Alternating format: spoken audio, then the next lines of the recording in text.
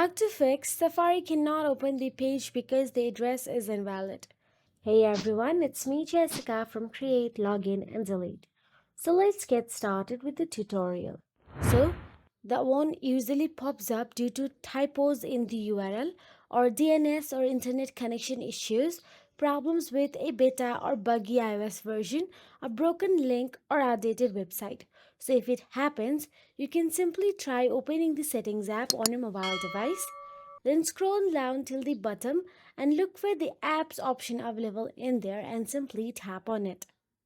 Once inside the app, scroll down and look for the Safari and again tap on the Safari.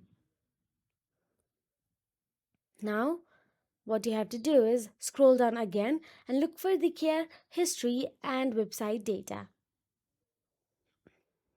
Tap on it. Now, again tap on the clear history and website data in order to clear all the histories.